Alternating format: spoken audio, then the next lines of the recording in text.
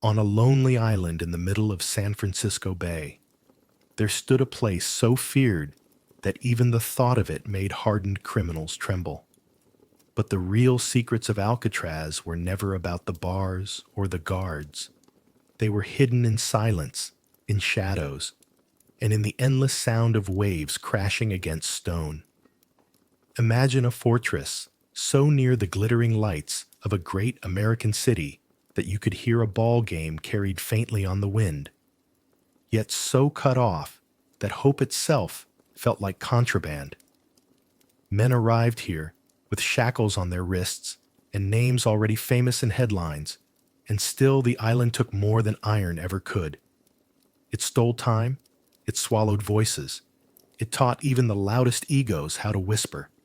If you've ever felt trapped in your own life, you'll understand the strange paradox of this prison. Meant to hold men forever, yet never able to hold their memories or their dreams. In those cramped cells, dreams found passages where chisels could not. Through hairline cracks in concrete, beneath the hum of fluorescent light, across cold water that glittered like 1,000 knives. Some prisoners learned the language of the tides better than the language of rules. Others folded tiny worlds out of paper, carving freedom into the grain of each day. Alcatraz punished the body, but the mind, restless, stubborn, endlessly awake, kept mapping routes the wardens could not catalog. Tonight, you'll discover the forgotten layers of Alcatraz, its ghosts, its legends, its hidden truths. We'll step past the postcards and the punchlines, past the myths polished by movies, into the textures that remain when the tourists go home. The damp breath of the laundry room, the metallic aftertaste of steam, the distant thrum of a foghorn that turned hours into seasons. We'll meet the men, whose names still echo in drafty corridors, the officers who balance duty and doubt, and the island itself, part rock, part rumor, always listening, always keeping count. Now, let the water grow colder, and the city lights drift farther. The fog draws in like a gray curtain, muffling the world to a hush of chains, footsteps, and the patient drip of pipes. It is the early 1930s. A launch noses through the bay, its engine a steady pulse. Searchlights comb the mist. On the dock, boots strike wet concrete, measured, unhurried, keys jangle softly. A gate sighs. Down a long corridor of riveted steel, a guard's heel clicks, clicks, clicks, and the island, awake to every sound, prepares to tell its story. The boat moves as if it knows the route by heart, shoulders into the chop, lifts and settles. Ahead, the island hangs in a shawl of fog, a pale shape suspended between water and sky. The air tastes of salt and iron, a clean sting on the tongue, and somewhere a gull carves a single harsh line across the silence. The city behind you glitters and murmurs, a faint braid of music, a laugh carried thin over distance, the soft brush of tires on the bay bridge. But the sound loosens with every yard of dark water. Out here, the bay speaks louder. Waves fold and unfold against the hull. Spray freckles your jacket. The wind threads cold fingers into your sleeves. Alcatraz grows larger without seeming to approach. It has that trick, an immovable presence that lives in the corner of your vision until, all at once, it is the only thing in front of you. The lighthouse blinks through the mist, slow, patient. Beneath it, terraces and stairways step up the slope, and the long spine of the main cell house stands like a ship run aground. The smell sharpens. Seaweed, diesel, stone soaked in years of fog. Even the gulls sound different here, their cries thinner, as if muted by the weight of the rock. You feel the boat's engine drop to a throaty idle. Ropes coil to the dock with a practiced thump, A cleat clangs. Wood answers with a tired creak. Boots meet wet concrete. Cold travels upward, from the soles to the knees, then deeper, as if the island is taking measure. Somewhere above, a door slams and sends a metallic shudder through the air. Keys answer with their quick, bright chatter, followed by the slower, heavier voice of chains. The fog breathes in, breathes out. Your breath makes a brief, white ghost and disappears. The climb begins. Stairs cut from the earth lead past pale succulents that clutch the slope, past guardrails polished by decades of hands. To your right, the water presses and releases against black stones. To your left, the cell house broadens into a rectangle of shadow and light. The wind scrapes along the walls and carries smells of old paint and hot metal, even on a cold day. Somewhere, a flag whispers. A gull lands on a rusted pipe and regards you with one bright, unblinking eye, as if to say, "This ground belongs to the tide and to time, not to you." At the entrance, the island changes its voice. Outside is wind and water. Inside is echo and edge. A fluorescent hum smooths the top of the silence. Your footsteps multiply, then scatter, then return from unexpected directions. The air is different here, heavier, layered with the fine dust of concrete and the faint sweetness of old disinfectant. It holds a chill that the coat cannot reach, the kind of cold that lives inside walls. You catch a soft, rhythmic tapping, steam pipes expanding and contracting, and the intermittent tick of a distant clock. The place is not empty. It is concentrated. A key turns. The sound is bright but far away, the way a star can be sharp and still remote. A lock slides back with a square-shouldered clunk. Hinges answer with a long, tired inhale. A door swings. The iron speaks in lines, bars vertical as rain, cross pieces neat as ledger marks. Your hand finds the rail. It is not merely cold. It is a temperature with texture, a polished chill that carries the memory of 1,000 other hands, thousands of nights. You can almost feel the small tremor of a tightened grip, the tiny half-moon scars left by fingernails on a palm that would not unclench. The corridor, this is where the island's rhythm reveals itself. A guard's heel sets the tempo. Click, click, click, steady as a metronome. Somewhere, a bucket rings against a sink. Someone coughs and swallows it. Far off, a gull answers with a laugh that isn't a laugh. Light falls in pale rectangles across the floor, interrupted by the slow swing of a shadow. Dust lifts, drifts, settles. Between the rectangles, you smell damp canvas and boiled coffee, metal polish, and old wool. The cell house collects scents the way it collects stories. Step to the threshold of a cell. The room is a geometry lesson. Narrow bed, bolted desk, shelf with stubborn corners. The blanket is thin and smells faintly of soap that never fully rinses clean. The sink's tap has a chipped enamel lip. Its drip ticks time with an almost cheerful insistence. The concrete walls are not simply gray. They have a grain like stone paper, a faint sparkle in the fresher patches, a sootiness where hands once rested. Your eye learns the distances, the stretch from bed to bars, the reach from bars to corridor light, the gap between a voice in the next cell and the place where your own thoughts begin again. Close your eyes, and the place is louder.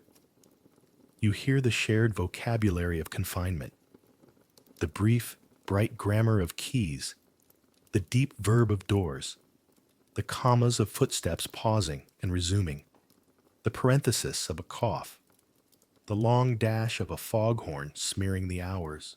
You hear the kitchen somewhere below. Knives, ticking boards, steam lifting lids, the laundry with its belts and rollers, the chapel with a hymn reduced to a suggestion, and threaded through it all, the ocean keeps writing its steady sentence against the rock. Outside, to one side of the yard, the bay opens like a silver book. On clear days, the city stands up in its best clothes. White fairy wakes, a bridge strung like a harp, windows flashing gold. Even then, the wind at your collar is cooler here, and the water closer to the color of steel than sky. The beauty is not a contradiction, it is a pressure. The island makes a habit of setting opposites side by side, glitter and rust, distance and intimacy, fear and stillness. Laughter once blew across from Fisherman's Wharf. The smell of frying dough and hot sugar once reached noses here. Men tilted their heads to catch it, and then, as if embarrassed, looked away. Return to the corridor, and the world narrows again. The echo gathers. The pace slows without instruction. The fluorescent hum flattens sharp edges. The fog outside adds its woolen layer. You notice small things. A paint run frozen in a gleam of light. A number stenciled tidy and stern above a door. The way a hinge pin glints like a star in an artificial sky. The island is teaching you its scale, not measured in miles, but in steps, not in hours, but in rounds, not in maps, but in cycles of sound and smell and light. At the far end, another door waits. It is thicker, and it thinks in a different register. When it opens, the iron doesn't so much complain as settle into an old habit. Beyond it, the yard stretches, wind-burnished and plain. Pigeons hop with officious dignity. A paper cup rolls, stops, rolls, a minor planet under a private weather system. The bay is close enough to touch, and yet it is an entire country away. You can feel, without anyone telling you, that this is a place designed to flatten horizons inside the mind. The day goes dimmer by degrees. The fog leans in again, and the lighthouse begins its patient blink. The gulls veer homeward, their wings slicing the thickening air, and a cargo horn vibrates a long, somber note. Keys move through their small, bright ritual. Doors count down the corridor with quiet authority. If the city still sings, its song has lowered to a hum you can only feel. Here, the island completes the work it began at the dock. It loosens you from the mainland of your habits and sets you down in another weather, another grammar, another speed. Not a world of escapes, but a world apart, bounded not only by bar and stone, but by the measured cadence of a place that learned to keep time with the sea. He arrived with the silence of someone who had already practiced disappearing. Frank Morris stepped onto the dock with the other men, the chain at his wrist clinking a polite objection to movement, his eyes a calm gray that gave away nothing. He was not big, not burly, not the kind of offender a guard would point out in the yard and say, "That one." The danger of Frank was a colder weather, a brain suspicious of walls, the habit of looking at a hinge until the hinge looked back. If he felt fear, it settled deep and quiet, like a coin dropped into a well, acknowledged, then filed. There was guilt, yes, though he didn't name it out loud. It breathed behind his left shoulder where he could always almost see it. And there was a stubborn, narrow flame of hope he fed sparingly, as if it were a match struck in wind. His first night in the cell was an exercise in measurements. He measured the bed, metal, narrow, with a mattress that remembered every sleeper and refused to forget. He measured the shelf, the desk bolted to the wall, the enamel sink with a chipped lip that a previous man had examined from the same exact angle. He measured the distance from pillow to bars, the reach of a hand through those bars, the angle at which the corridor light fell and fractured on the floor. Frank liked numbers the way some men liked cigarettes. They steadied the edges of things. He counted the seconds between the distant breath of the foghorn and the return of silence. He counted the footsteps of the guard, 12 from corner to corner, a turn, 12 back, and mapped them to the little clockwork inside his own chest, which ticked slower than most and never missed. Fear visited in a respectable coat those first weeks, never announcing itself but present in the small tightening of his jaw when a key scraped a lock. It wasn't the fear of men. Men were predictable. They grew louder when they were unsure, misjudged distance, played the same 3 stories until they believed them. His fear was thinner and more patient. The fear of dissolving into routine until the mornings and nights became an unbroken ribbon. The fear of the mind going soft around the edges, like bread left out. So he sharpened himself. He read whatever the library would give him, ran his eyes over paragraphs until the language woke up.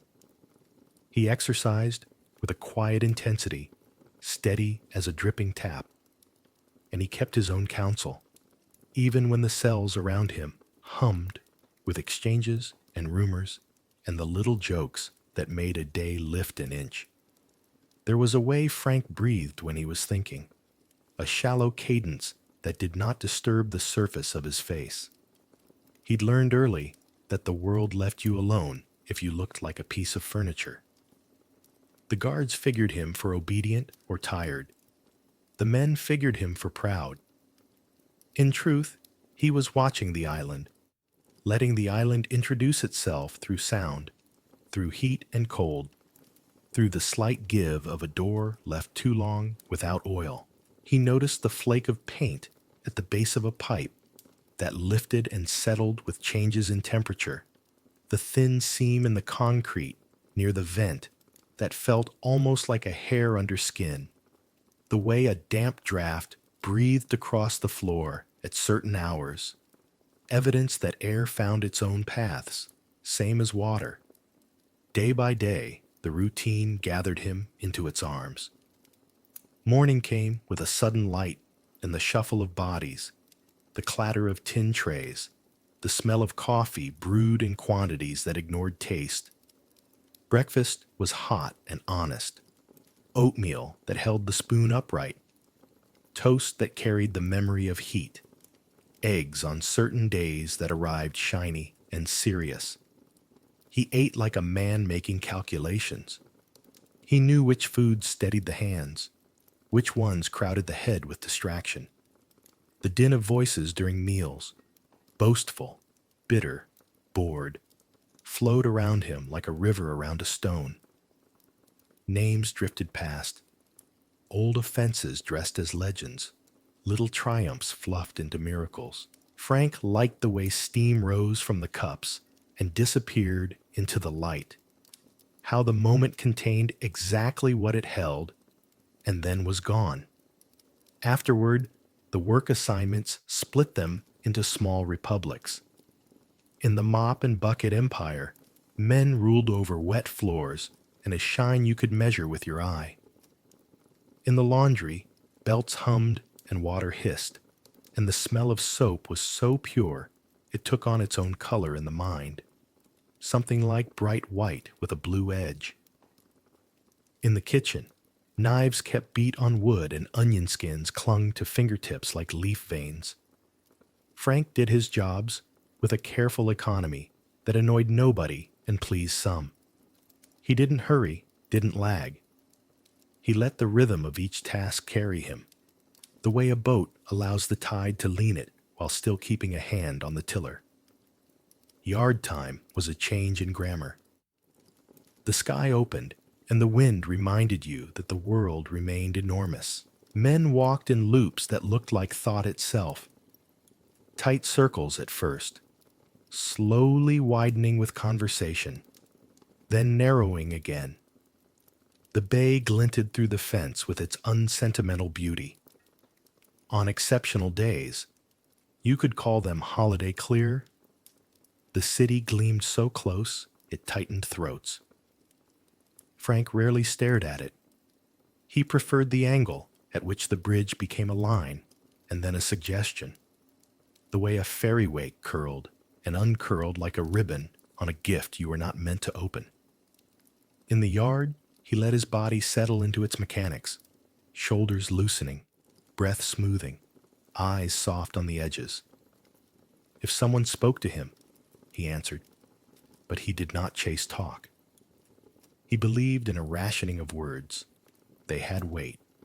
They cost something to spend. At night, with the corridor lights lowered to a civility, the island's quieter music began. Pipes ticked. The ocean wrote its 1000th draft against rock. A man in a distant tier sang a line and changed his mind. Pages turned. A sigh was edited into a cough. A dream declared itself with a sudden rustle and then sank. Frank lay still and let the archive of his former lives open. New Orleans humidity clinging like a second shirt. A Florida road so straight it felt like a ruler laid across the earth. A woman laughing into her sleeve at something unimportant and therefore unforgettable. He did not indulge misery, not because he was strong, but because it was a bad investment. Misery returned little and charged interest. Guilt paced, of course. It preferred the late hours and the edges of memory, where it could step forward without presenting a face. It presented its ledger, names, chances, a series of small, avoidable errors. Frank endured the inventory without performing for it. He let each item be seen, and then, in the same motion, folded it and placed it in the drawer where facts kept their shape. If hope came in, it came quietly, as a weather change, a softening of air. Hope for him wasn't a trumpet, but a tool. He used it the way you use a file, slowly, regularly, toward a specific end. There were men you could talk to. There were the Anglins, John, with the slow, patient gaze and a way of holding silence like a cup without spilling. Clarence with the quick hands and an instinct for the little joys that kept the blood warm. Frank didn't offer friendship the way other men did, with shoulders and laughter and slaps. He offered competency. He was the sort who would fix the jam in a sewing machine without complaint, who would say, "Not like that," and then show you the way that did not break the needle. In return, the brothers offered small economies of trust, a nod that meant a schedule had been observed, a sentence that carried more weight than its words, an extra slice of apple on a day when apples were rare. They talked around things first. You never say what you mean at the beginning of anything. They talked about water, its temperature, the way it stiffened your hands in minutes, about distance, not as measurement, but as appetite, about the fog, which one day had the texture of cloth and the next of ground glass. Then, as if the door had always been open, they talked about the problem every man who could count eventually faced, how a place built to hold your body tried to recruit your mind, and how a man might keep that conscription from becoming permanent. Frank's face, when he listened, had the courtesy of stillness. He gave quiet a place to sit. In that quiet, ideas did not clang. They arranged themselves like tools laid out on a clean cloth. If he said yes to a thought, he traced it nod by invisible nod through the corridors and turns it would need to survive. If he said no, the idea left without embarrassment. It had been treated well. In this manner, step by careful step, they built a private scholarship in the study of limits, the limit of concrete, of timing, of human attention, of tide. The days placed their pebbles on the scale. Breakfast, Work, yard, count, lights. The pebbles were light individually and heavy in the sum. Frank stood under a shower that was the exact temperature of compliance and thought about a childhood rain so warm he'd laughed out loud the first time it touched his face. He scrubbed the prison soap into a decent lather and watched it slip away with clockwork efficiency. After, he dried with a towel that carried the smell of the laundry, steam, and a fatigue that was not physical, and returned to a cell that had changed not at all, which was its own kind of change. On Sundays, time moved with a different gait. A hymn drifted from the chapel and turned into something textual as it passed through walls. Less melody than a pattern of breath.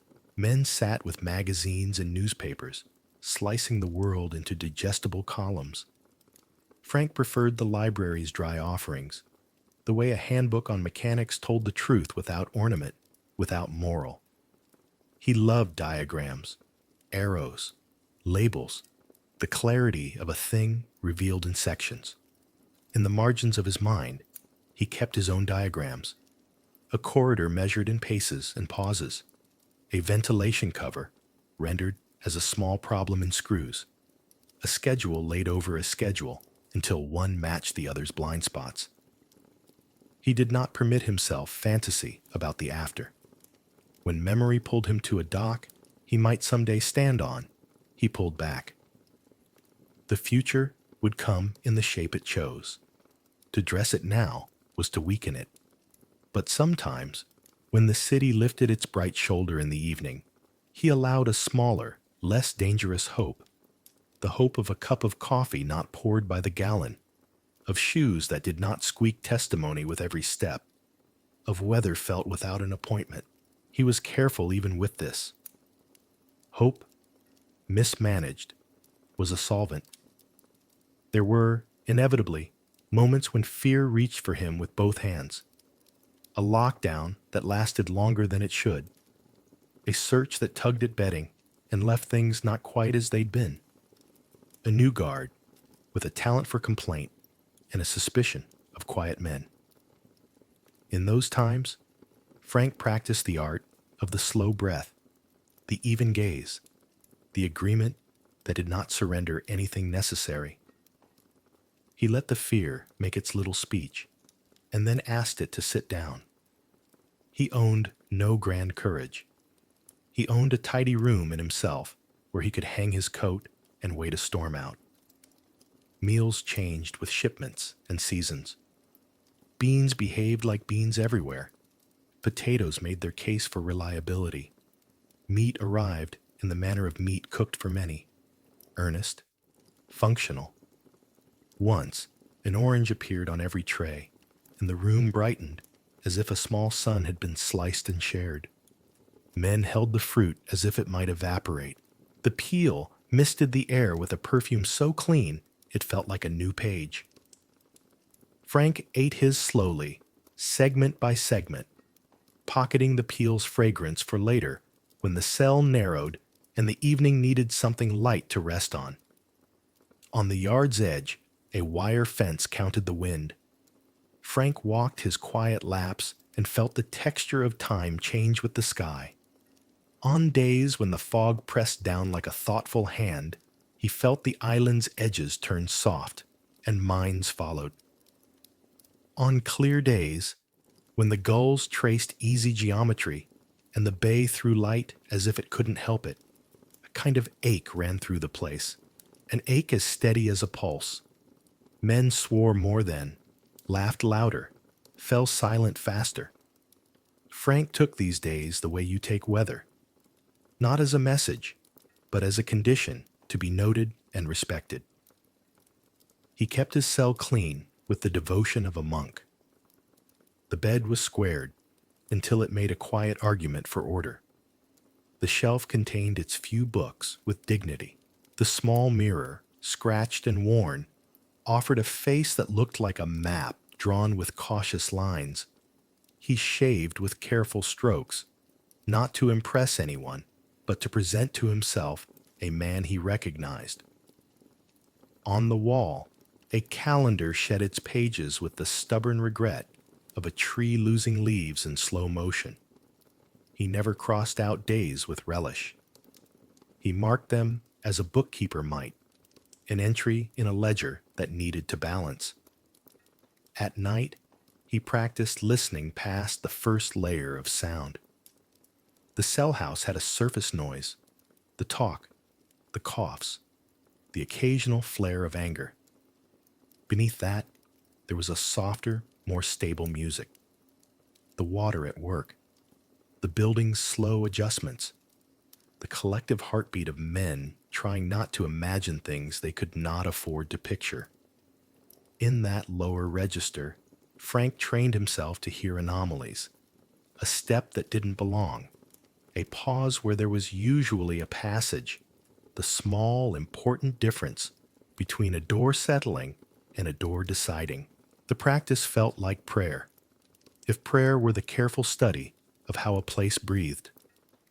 When the brothers spoke of plans in that almost language of men who trusted silence more than words, Frank nodded the way a man nods to weather again. Not yet, his eyes said, without moving. Or, almost. Or, this piece fits if this other piece changes shape. He did not thrill at the idea. Thrill was a liability. He sought the quiet relief of competence, the very thought of water at night, the cold that bit into bone, the currents that unmade men, did not deter him. It chastened him. He pictured fingers going stiff, breath shortening, the body insisting on priorities that would ruin timing. He accepted these facts as a craftsman accepts the properties of wood, grain, knots, the tendency to split if you rush. Once, in the library, he found a line in a book about the patience of tides. He could not have told you the author. He remembered only the feeling of the sentence settling into him, like a coin into a slot.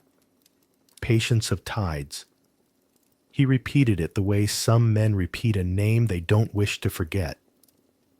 He thought about the way the bay wore the edges of the island, how time, with enough time, was better than any tool. The lesson was not to wait forever. The lesson was to move when the water moved, to use the long logic of the place against itself. If he prayed, and he would have denied it, he prayed to precision. He prayed that his hands would find their memory in the dark, that his breath would keep the promised pace, that fear would sit in its chair and observe the rules of the room. He prayed, too, in his own manner, for the others, that John's caution would hold, that Clarence's spark would stay warm and not jump, that no one would speak a word that could not be unsaid. He prayed for nothing grand, only for the decency of time behaving like time, for doors to sound like doors, for wind to keep the secrets it so easily overheard. And always, life continued in the way life insists upon continuing, granular, humble, undeniably present. A guard told a joke poorly and still got a laugh. A man folded a paper crane with hands that had broken other things. The kitchen discovered a spice and misused it, then learned and tried again. A letter arrived for someone who had stopped expecting letters and made his face young for an hour.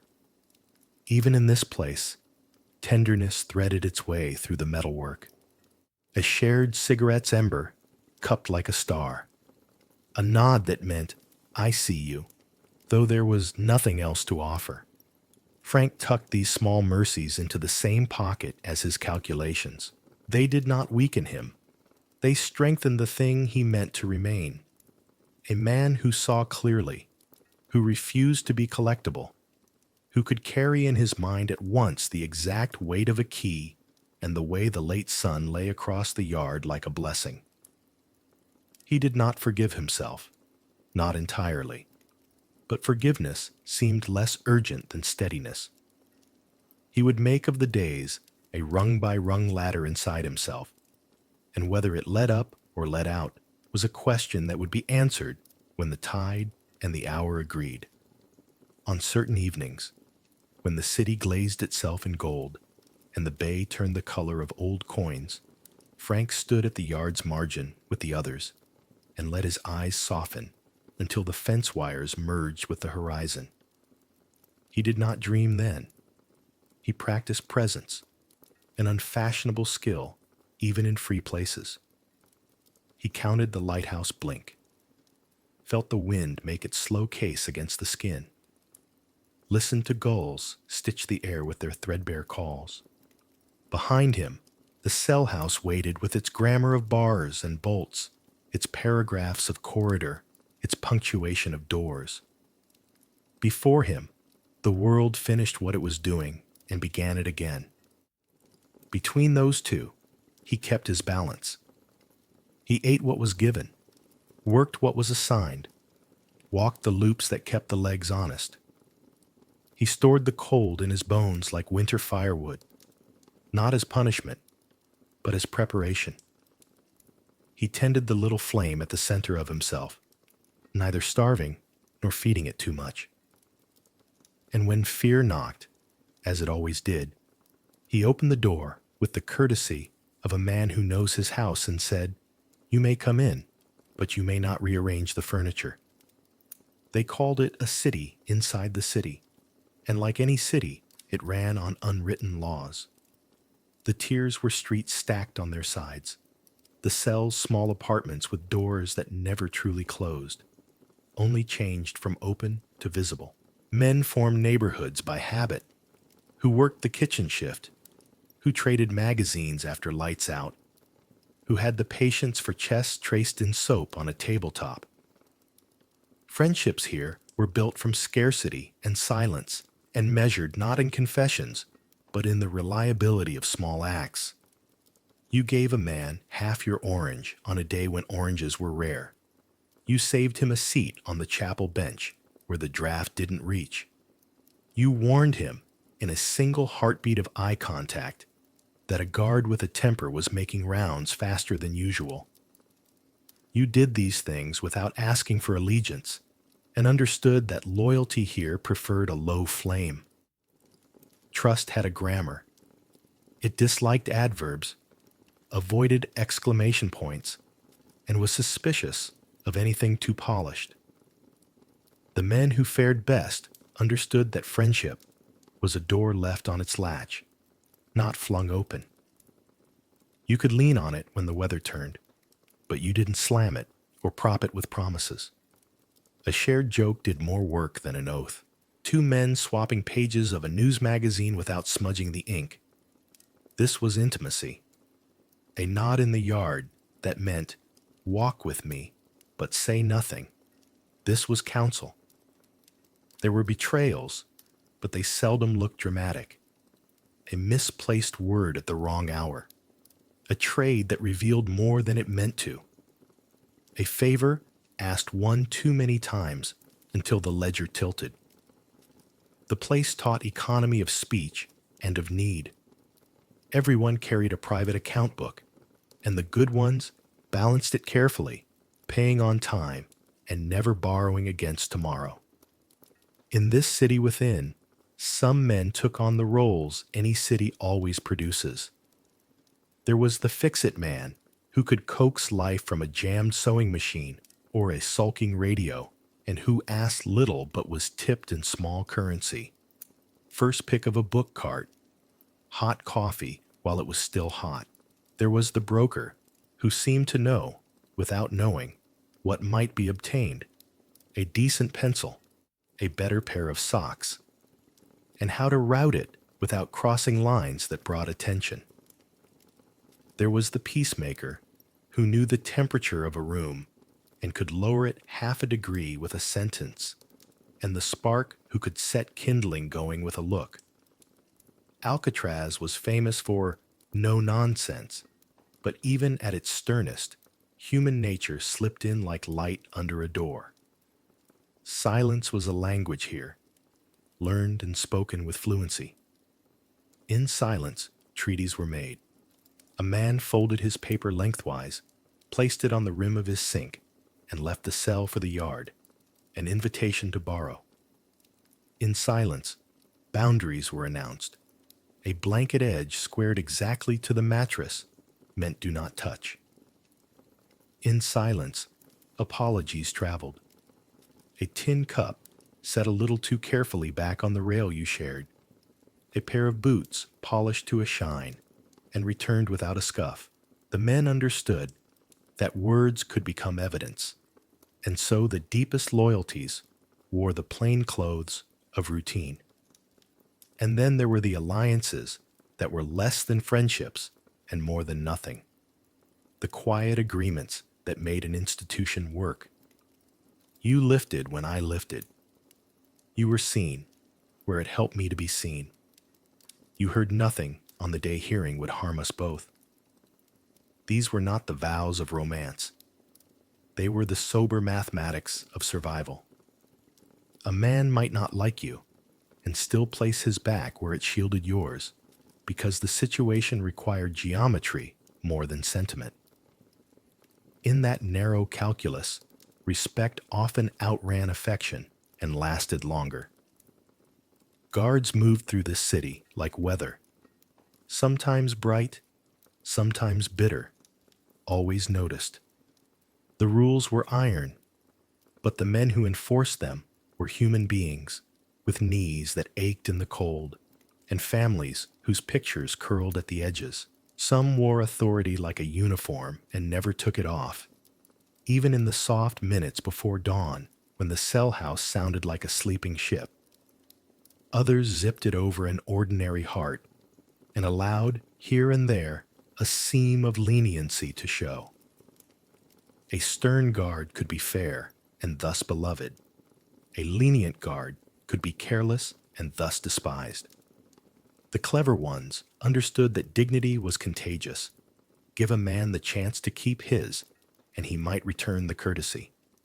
You learned their rhythms the way sailors learn stars. There was the chief of the morning count whose footsteps struck the floor with a drummer's time and who accepted a neatly made bunk as a kind of salute. There was the quiet officer on library duty who pretended not to see the extra 5 minutes a careful reader stole at a table bathed in winter light. There was the kitchen sergeant who scowled theatrically but slipped an extra ladle on holidays as if offended by his own generosity and blaming the calendar. And there was the guard with a tender bone he tried to hide, the one who stopped just once to listen to a man pick out a hymn on a battered guitar, then barked at him to keep it down while lingering in the doorway for the final chord. Hardness had its place. A door cannot be convinced. It must be engineered. A count cannot be debated. It must balance.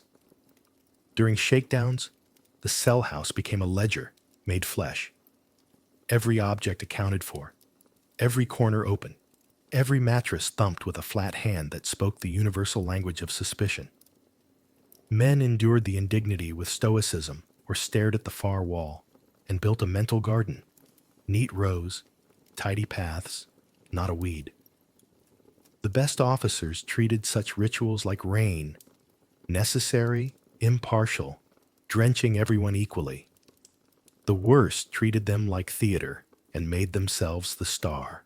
Even so, on some exhausted afternoon, you might see the same swaggering officer bend to retrieve a fallen envelope, blow the dust from it, and set it gently on a desk. The place complicated people that way. Within the walls, institutions echoed the outside world in miniature, shorn of ornament but not of meaning. The library was the most democratic block in the city. Men who had never been offered choices in their lives learned to choose. History or mechanics, detective novels, or philosophy with more spine than pages read. The cart rattled along the tiers like a small parade. Titles announced, requests recorded, a ledger kept with a precision that felt almost kind. Books moved like messages in a bottle. A manual on carpentry would appear at a cell whose occupant had a knack for his hands. A book of poems would rest for a week with a man who always looked out the window, even when there was nothing to see.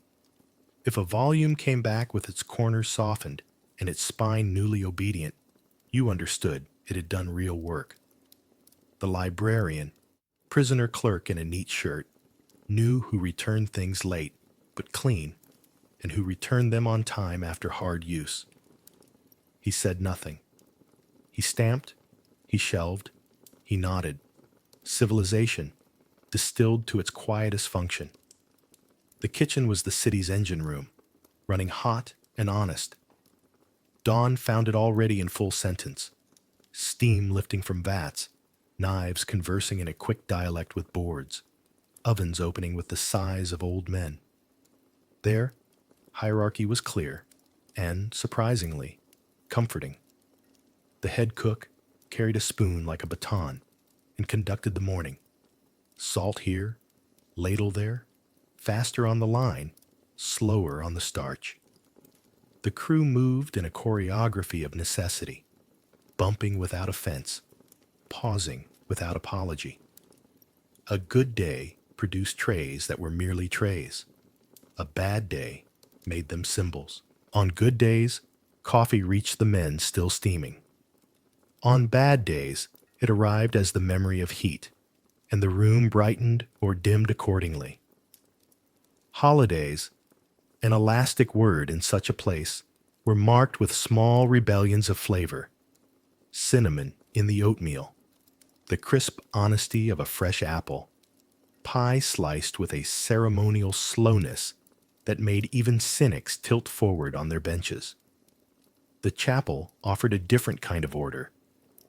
Its benches held men uneasily aligned with the idea of forgiveness, and others who sat because quiet was rationed, and here they could draw an extra cup. Light fell at an angle that flattered no one and softened everyone.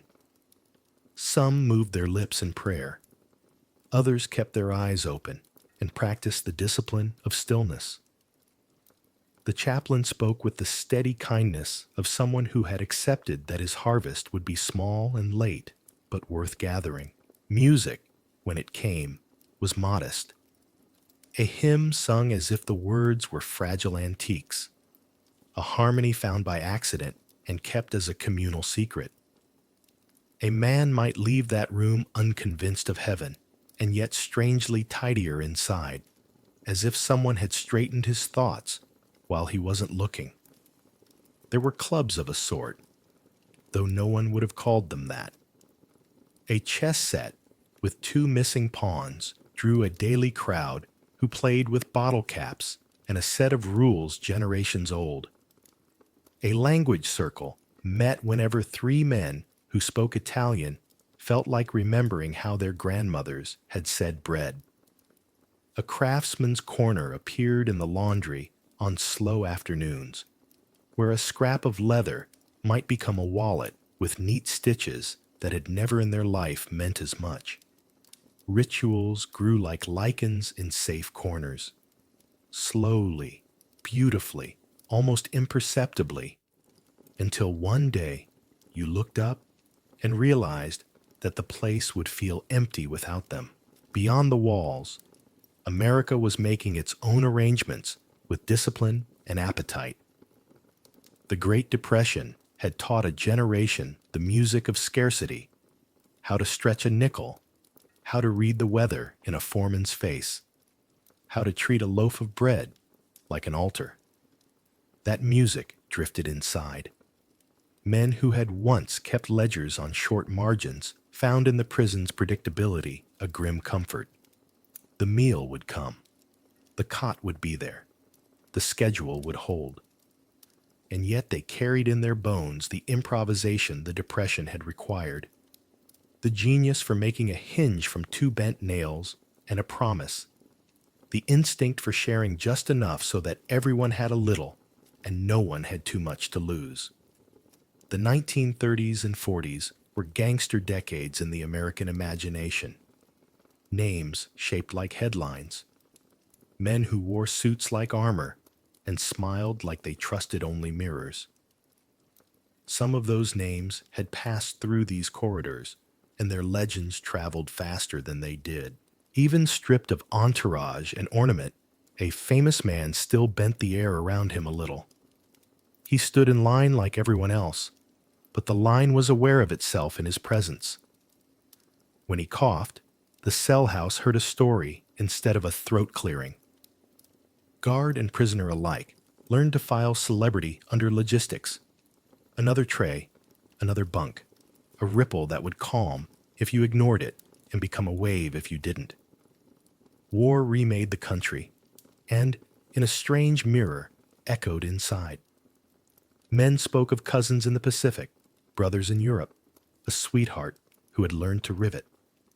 The newspapers, creased by a dozen hands, arrived with maps and arrows and numbers that stole breath. Victory and rationing coexisted. Sacrifice and swagger danced an awkward, sincere dance. In here, patriotism wore plain clothes. A quiet nod when a headline announced the landing. An extra moment held at the flag's morning climb. A letter folded and unfolded until the creases became a kind of braille. The cell house was not a town square, but it felt, sometimes, like a neighborhood that had gathered on its stoops to listen to the radio together. By the 1950s, the country was learning a new vocabulary: suburbs, television, prosperity, while also whispering older words under its breath: conformity, suspicion, hush. Those currents ran faintly through the rock. A man with a gift for electronics might be asked to look at a radio and, for a moment, touch the future through a glowing dial. Another might practice his neat block letters for the day he believed he'd need to fill out a form honestly and have it mean something. The island rarely indulged optimism, but it learned not to mock modest hopes. A union job, a small apartment with a window that faced a tree, a Sunday exactly like the one before it. Mafia lore threaded the decades like a dark ribbon. In the yard, men swapped versions of the same story, the way boys trade baseball cards. Who said what to whom in a back room, how a shipment went missing and then turned up rich with explanations.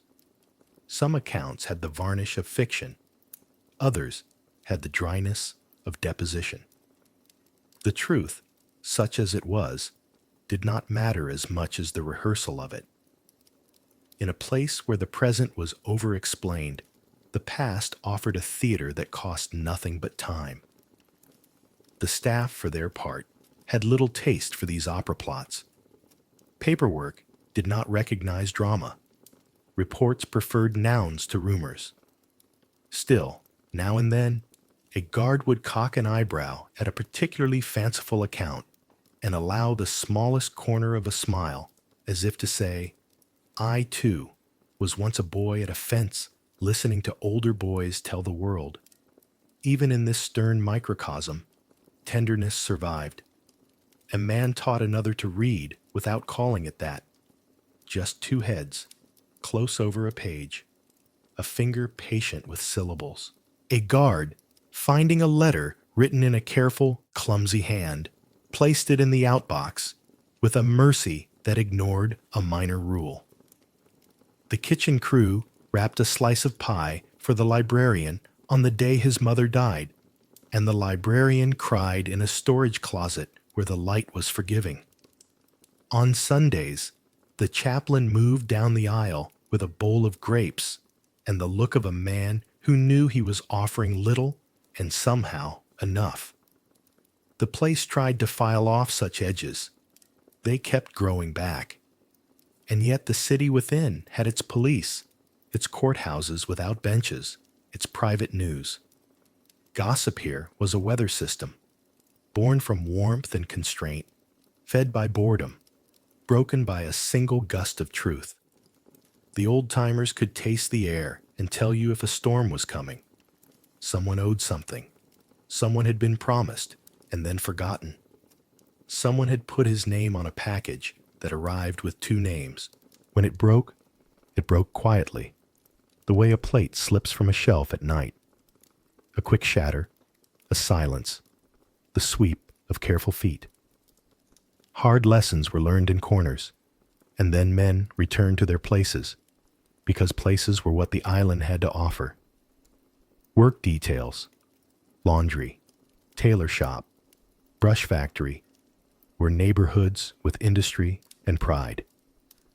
A good day in the brush shop produced rows of bristles as straight as soldiers, wooden backs sanded to a domestic gloss.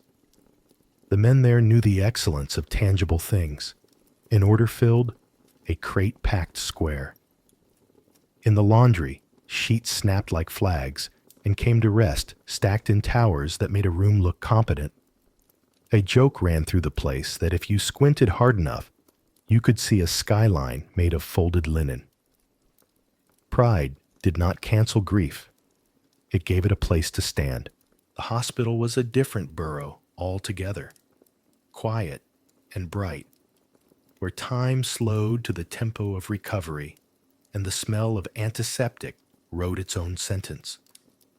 Men who blustered on the yard became good patients or bad ones, and you could not predict which. Nurses moved with the sovereignty of those who dealt in pain and relief. A man whose voice had been a blunt instrument elsewhere might lower it here, as if illness deserved respect, that punishment did not.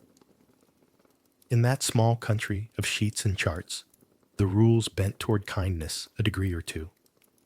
All through it ran the thin wire of the era's anxieties, the fear of being watched, the habit of watching, the pride of belonging, and the ache of being an outsider, the American faith in reinvention, and the American suspicion that the bill always comes due.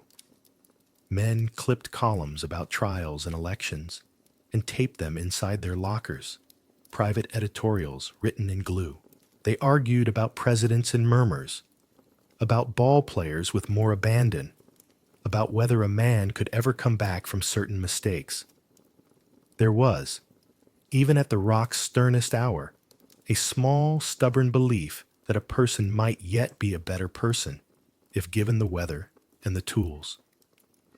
At dusk, the city within inhaled. The library stamped its last book with a ceremonious thump. The kitchen steam thinned and left a glitter on tiles. The chapel's door closed with a softness borrowed from elsewhere. Guards walked their routes with the endurance of metronomes. In windows, the bay turned the color of tarnished coin, then indigo, then something darker that did not reflect. Conversations dimmed to the voltage of trust. A man laughed once and then collected himself, as if surprised by his own voice. If you stood on the tier and looked down its long throat of bars and light, you could feel the whole machine adjusting, bracing and softening at once. Friendships banked their fires for the night. Alliances folded themselves into discreet, pocketable shapes. A tired guard paused with the keys in his hand and thought about a backyard he would mow on Saturday if the rain held off. The Rock went on being the Rock, severe, exacting, legendary. But in its shadow, the human city inside doubled down on its small, saving customs. A borrowed book returned before breakfast. A slice of bread held back for a man who'd missed his tray. A sentence left unfinished because the night was not the place for conclusions. And somewhere in that careful dark, you could feel the broader country turning its pages. A nation learning and forgetting and learning again how to live together, how to enforce and to forgive, how to punish and to hope, how to draw lines, and how sometimes to rub them out with a thumb. The Rock kept time with the bay. The men kept time with each other. Between those tides, a city survived, quiet, provisional, stubbornly humane. History seldom announces its turning points with trumpets. More often, it draws a circle and invites the future to step inside. Alcatraz was such a circle, drawn not on parchment, but on stone, water, and policy. To understand why the United States government made this island the strictest prison in the federal system, you have to look past the fog and the folklore to the arithmetic of the 1930s. A nation rattled by the Great Depression, a federal justice system asserting itself across state lines, and a public imagination haunted by headline criminals who seemed to slip through local jails as if they were revolving doors. The country needed a symbol of authority that did not waver. The Bureau of Prisons needed a tool that did not negotiate. The answer was a rock in the middle of a cold bay, a place already fortified as a military citadel, reimagined as a penitentiary whose architecture would be policy made visible. Alcatraz's design solved a political problem with geography. With water for walls and currents as unblinking sentries, it promised what lawmakers craved: certainty. A federal penitentiary on the mainland could be traded in rumor for soft favors and backdoor arrangements. An island could not be bribed. In 1934, when the Department of Justice converted the old Army prison into a civilian United States penitentiary, officials spoke the language of administration. High-risk inmates, incorrigibles, escape risks, gang leaders who ran empires from behind bars, and the island translated that vocabulary into a map. Here, distance would separate the worst actors from the networks that kept them potent. Here, routine would be stricter, privileges rarer, silence more available than conversation. The idea was not to reform in the classical sense. It was to contain so completely that a man's influence evaporated. If other prisons were cities with neighborhoods, Alcatraz would be a single address. The early rosters made headlines on their own. Names with newspaper italics: Capone, Machine Gun, Kelly, Alvin Karpis arrived and were sanded down to numbers and schedules. The public read these transfers as a victory parade in reverse, the state parading its capacity to cage the men who had made mockery of prohibition agents and small-town sheriffs.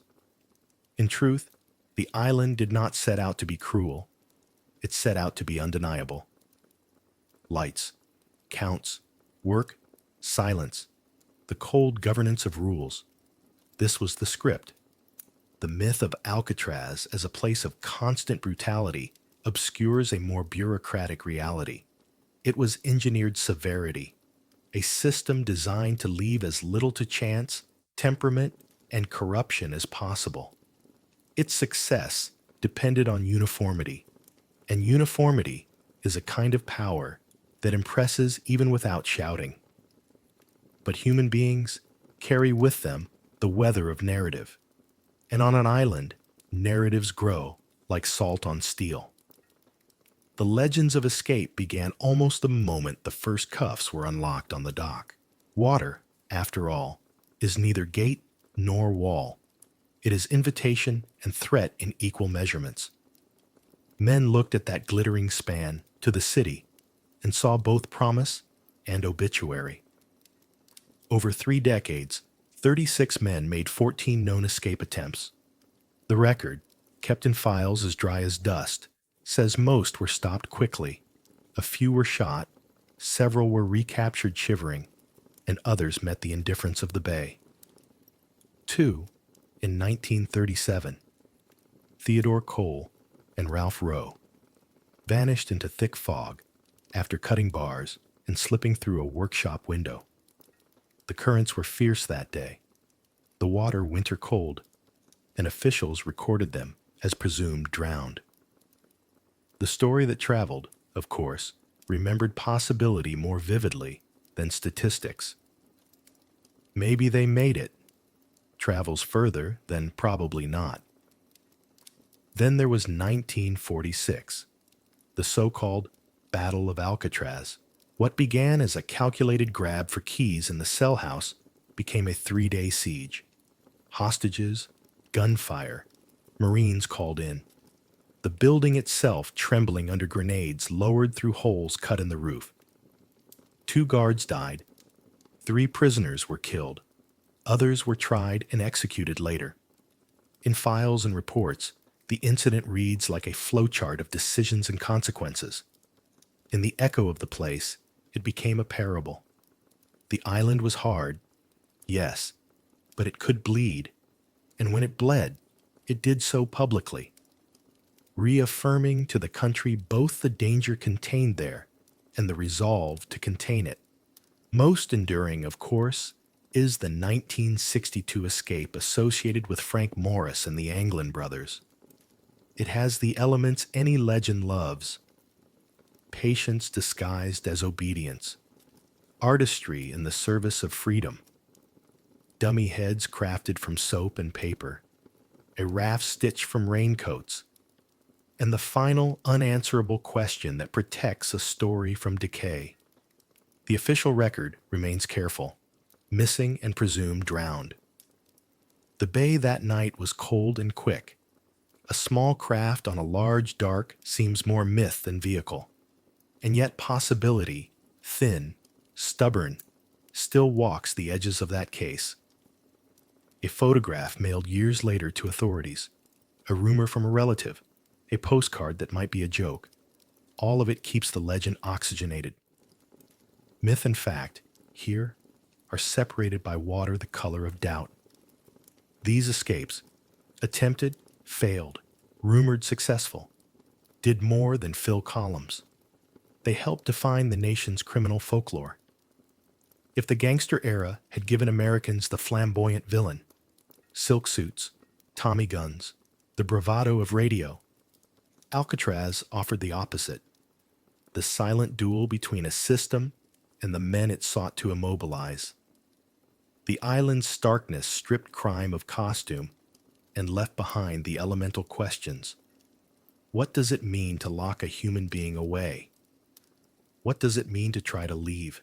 Popular culture bent toward those questions like iron toward a magnet.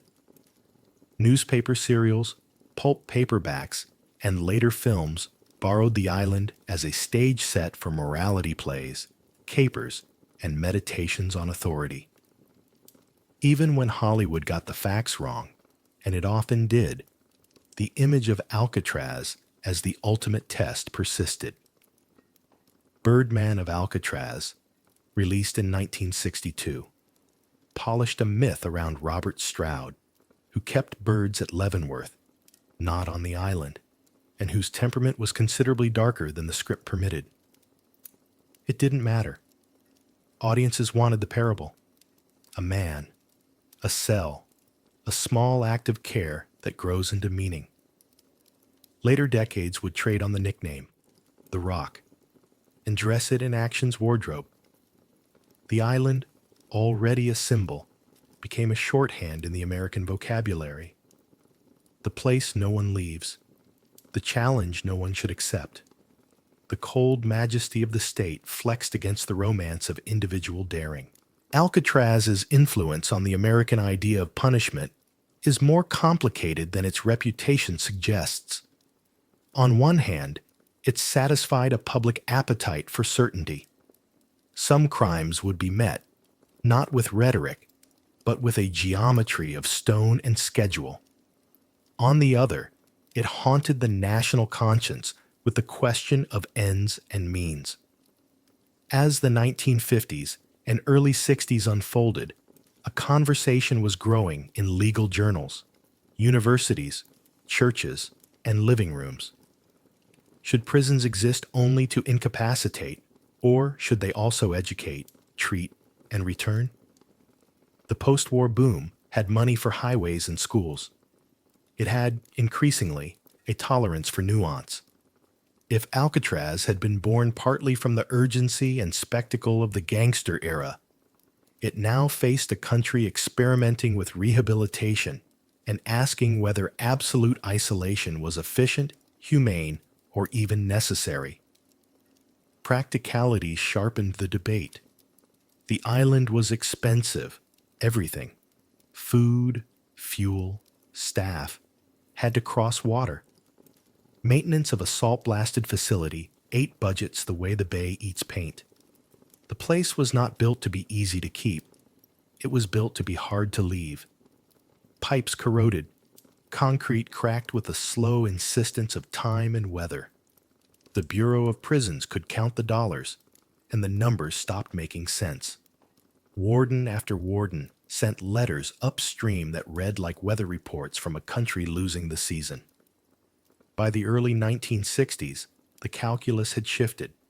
The certainty Alcatraz provided could be purchased more cheaply, perhaps even more humanely, on land. So in March 1963, the island ceased to be a federal penitentiary. The last inmates rode the launch out, leaving behind a geography that would take years to decide its next identity. The closure became more than a line item. It became a symbol of a nation in transition. The United States was entering a decade of argument about rights, about power, about the meaning of freedom beyond slogans. In that context, shuttering the strictest prison felt like the end of a chapter written in a different hand. Not a repudiation of accountability, far from it, but an acknowledgement that the performance of authority could change costume. What followed deepened the island's role as a mirror for the country's conscience.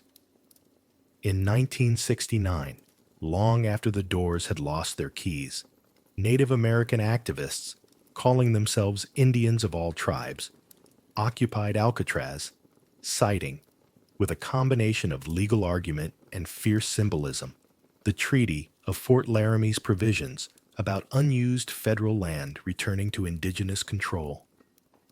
For 19 months, the rock that had once embodied federal certainty hosted a community engaged in a different kind of assertion: culture, rights, self-determination. The buildings, already weathered, bore murals and messages. The lighthouse blinked for a new audience. The occupation did not end with a treaty, but it did change a national conversation, helping ignite an era of Native activism and policy shifts. The island, once a tool of imprisonment, had become a stage for protest.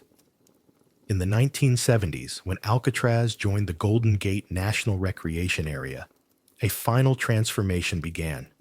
From fortress to memory palace, rangers led tours where guards once led counts. The cell house echoed with questions rather than orders. Visitors listened to the whir and click of an audio guide and heard the layered voices of former inmates and officers describing a past that felt both distant and intimate. Even here, the myths endured. Tourists asked about dummies and raincoats with a smile that suggested they understood. They were asking for a story as much as a fact. The Park Service, to its credit, learned to hold both. To mark escape attempts on a timeline, while also inviting visitors to stand in a narrow cell and feel the way the air teaches the body to measure itself. What, then, is Alcatraz in the American imagination now? Less a place of suffering to be sensationalized, more a question asked in stone. It reminds us that a society's approach to crime is a self-portrait. Are we interested in caging or changing? What do we mean by safety, and what are we willing to sacrifice to feel it? It also reminds us that myths are not lies. They are truths dressed for travel.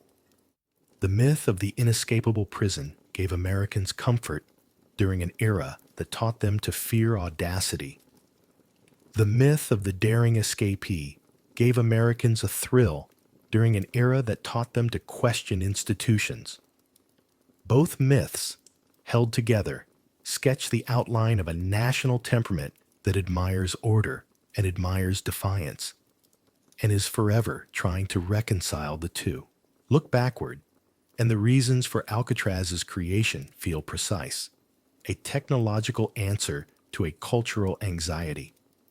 Look forward from 1963, and its closure feels equally precise, a bureaucratic solution that coincided with a moral pivot.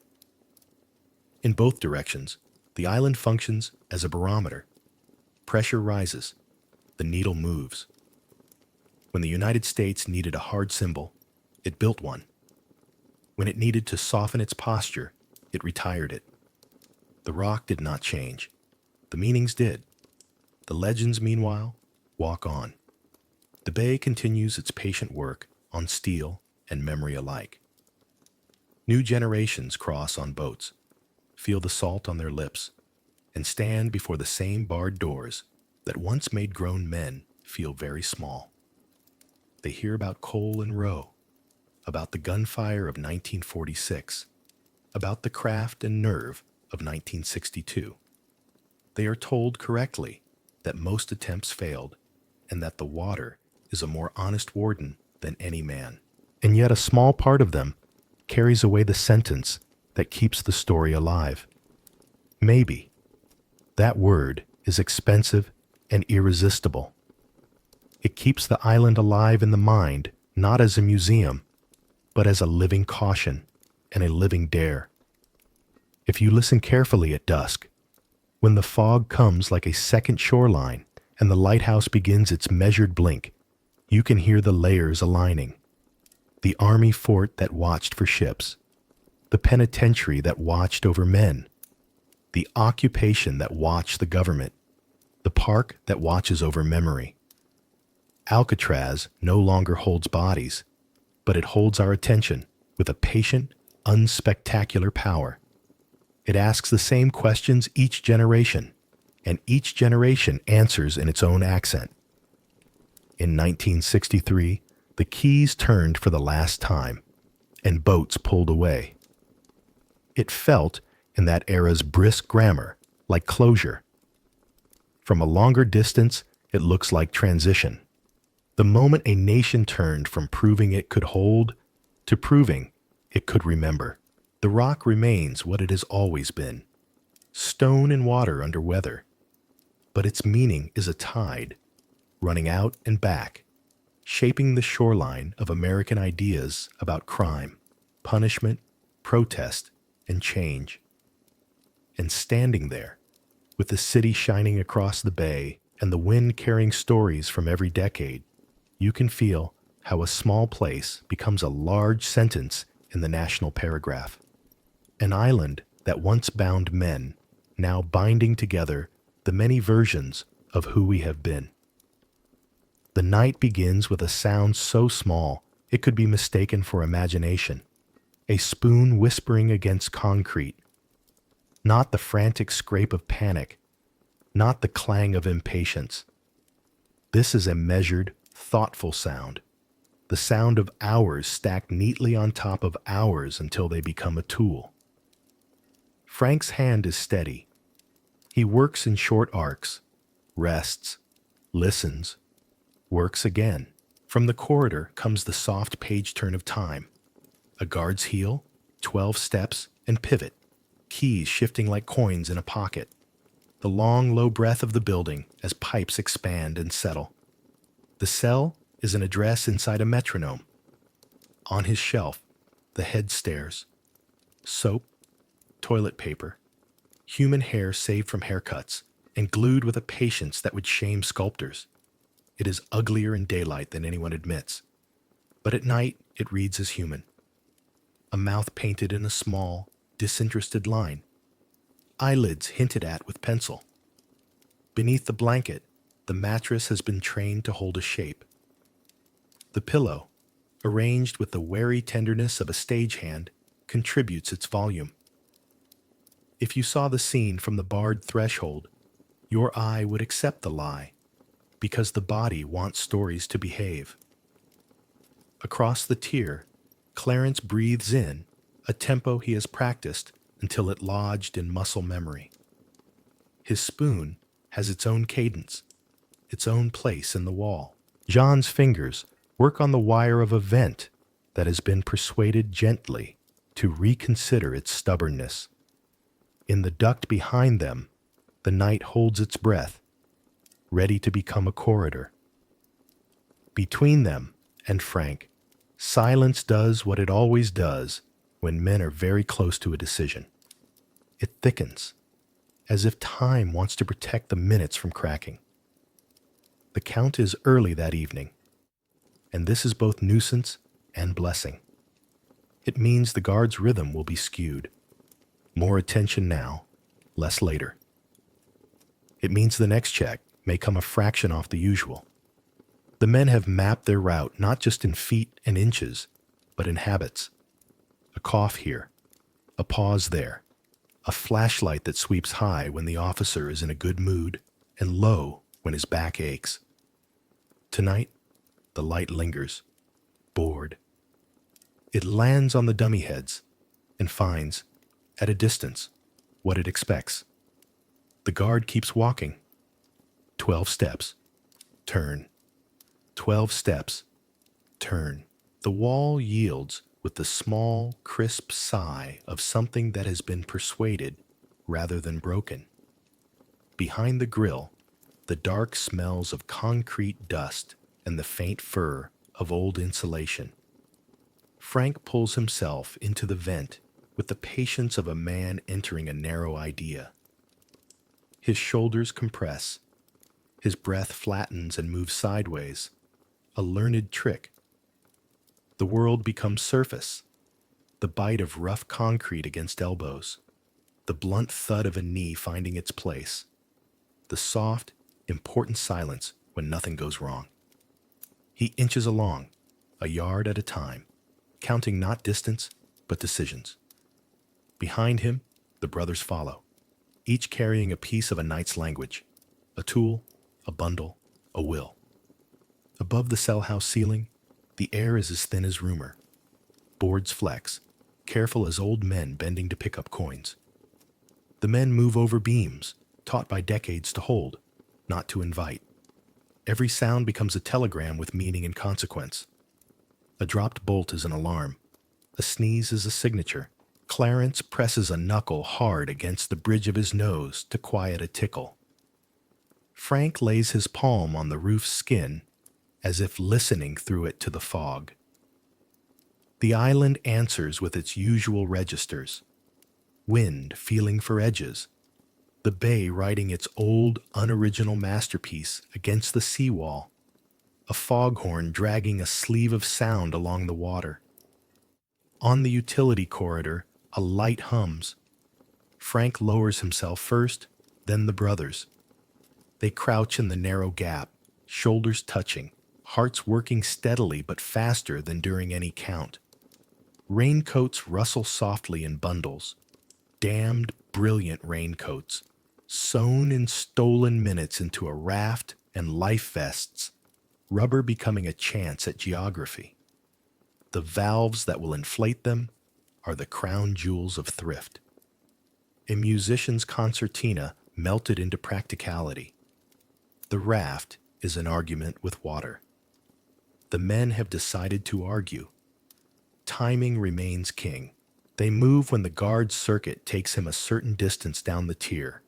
They freeze when the keys sigh. They move again when the clock above the officer's station ticks into its lazy minute. A door that should be secure proves tonight, as it did last night in rehearsal, almost persuadable. A pipe gives without complaint. A window that has felt pressure before considers and then agrees. They are not ghosts. They are men with breath and bone and the capacity for error. But the plan's patience has taught the building to be tired in the right places, and tired things prefer cooperation. The roof catches them in the open, and the night is a body. Fog sifts past, thick enough to make a man feel both hidden and blind. The lighthouse blinks to itself, indifferent. The city is a soft geometry, more rumor than skyline. The wind comes from the west and makes ears ache. The men set the raft down, anchor it with care and hurry, and begin to inflate. The valves chatter. The raft creases and lifts its shoulder and becomes a boat the way a plane becomes an event. A guard clears his throat somewhere below, stupid with coffee and routine. A gull dreams and mutters. The men do not speak. Their mouths are for air. Over the north catwalk and down to the north side, this is the line they've drawn. A drop to a utility pipe, a slide along it with thighs that will bruise into a map of the night. Hands on cold metal, gloved to keep the skin from talking. The final fence receives them with a private groan. Beyond it, rock. Beyond rock, water. Beyond water, distance divided by temperature. They pause in a small, unceremonious huddle, like boys deciding who will run first across a street. A flashlight sweeps somewhere far to the south and writes a line in the fog that dissolves before it reaches them. The water is not a metaphor. It is a temperature and a decision. It bites the ankles, then the shins. Then the nerves reach their limit and announce everything at once. The raft takes weight with a complaint that sounds much too loud. The men move with the exactness of rehearsed clumsiness. A push, a heave, elbows, knees, the controlled sprawl of bodies learning their new room. They are in. They are not safe. They begin. Paddling in fog is a conversation with faith. There is no harbor light to steer by, no polite shoreline to correct your error. There is only the bay's muscle, currents curling and uncurling, eddies snooping at the raft's edges, cold seeping up through raincoats into bones like an old story told again. Frank counts strokes, not because the number matters, but because numbers steady him. John listens for a distant ferry horn that, in daytime, would be an irritation. Tonight, it is a map. Clarence, teeth set, feels for the rhythm he finds when working. Push, glide, recover, push. Pretending the water is a belt moving under his hands.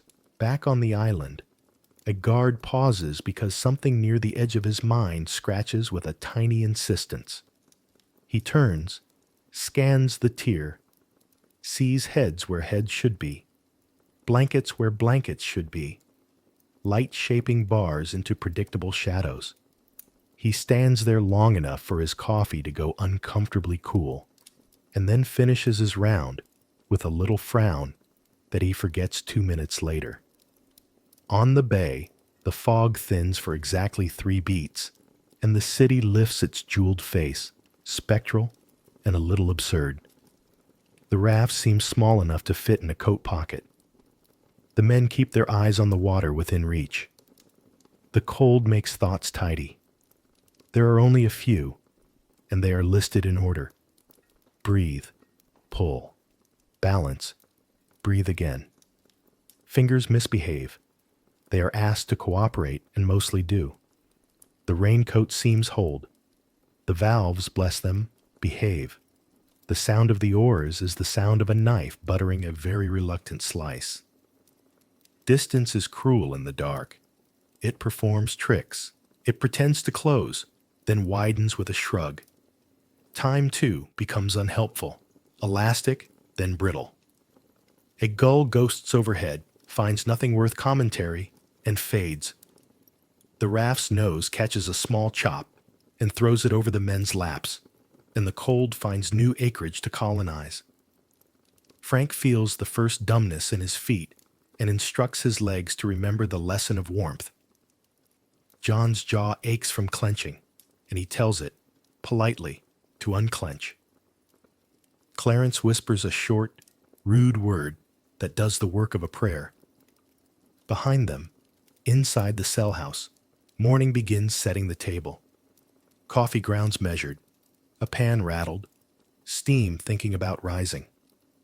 At the end of the tier, the officer with the drummer's stride checks his watch, which runs a minute slow.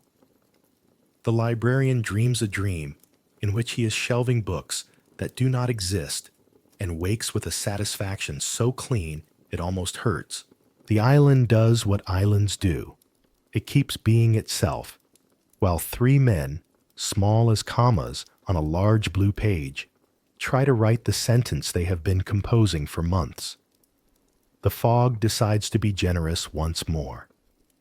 It opens a single window the size of a curtain tear, and through it, the men glimpse a coastline not sharp enough to name, but suggestive enough to inflame. The bridge is a rumor in steel. The hills are a hunch. They aim not at the city proper, but at the idea of it. A place where land continues long enough to walk without asking permission. The current, friendly for a moment, nudges instead of denies. The raft reports by creak and whisper that it would like a warm, dry room and a cup of something, but it will do for now. What happens next is the part the bay keeps for itself. Some say the raft landed on Angel Island, that the men warmed themselves, caught their breath, and took the next step in a long arithmetic. Some say a tide turned, elegant and indifferent, and carried them out toward the Golden Gate like toys in a bathtub, their strength dissolving into a cold that does not care what you deserve. Some say a motorboat passed and did not see. Some say a fisherman found something he never told anyone. Files and experts and currents and charts make their cases. The truth remains unaccommodating. Water is hard on witness. By dawn, the island understands. The keys say their bright, alarm syllables. Doors lift their voices. Officers move with a speed that erases the night's sleep. The heads on the pillows keep their terrible calm until the hands that made them tear their own faces. A search net drapes the bay in theory and gasoline. Boats fan out. Reports pile like driftwood on a beach. The warden's office becomes a hive for names and arrows drawn on maps, for phone calls spoken without adjectives. The lighthouse continues to blink in its patient grammar, unaffected by contingency. News travels fast because news loves a story. Radios tell listeners that the inescapable may have been escaped, and kitchens across the city pause with knives in midair as imagination does what it always does. Supplies scenes that evidence cannot. Taxi drivers argue currents. Bartenders offer dissertations on rubber and seam sealant. A dock worker says, with authority, that the water does not bargain. Children at breakfast hear the word Alcatraz and feel the word like a drum in their ribcage. That night, in living rooms, maps are traced in the air with the sweep of a hand, and spouses look at each other with raised eyebrows as if to say, would you? Could you? On the island, the day stretches and tightens. The men on duty grow a little older between noon and evening. Helicopters make noise that flattens thought. The bay, now bright and without romance, shows nothing anyone can use. A plank here, a piece of rubber there, a homemade paddle shaped like hope and pragmatism, shook hands and made a tool. Enough to convict the plan, not enough to convict the outcome. In the absence of bodies, the bureaucracy does what bureaucracies do. Write sentences that protect the file from fantasy, missing, presumed drowned. But legend does not respect forms. In the months and years that follow, letters appear and do not appear. Photographs arrive with the grain of time smeared across faces that could be anyone, and also, convincingly, two men no one expected to see again.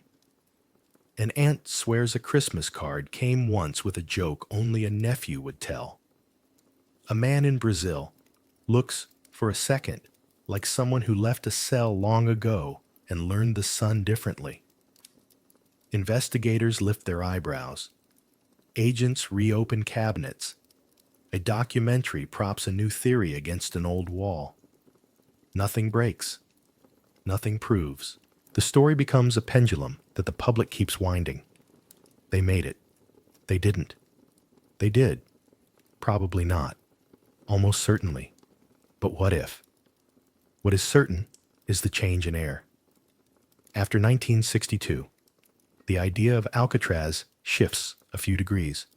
It is still the rock, the address of consequences, the machine that made noise like certainty. But now it is also a question mark, visible from shore on clear days, crooked and elegant. Parents say, "Don't be foolish. The water will take you." And yet a private part of them admires the refusal to be collected. Officers, who are the least sentimental people about such things, learn to endure the public's appetite for the maybe and reply with the dignity of facts. The island keeps its routine until it does not, until March 1963.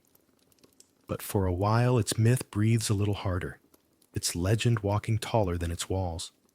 The men, Frank, John, Clarence, become less themselves and more their choices.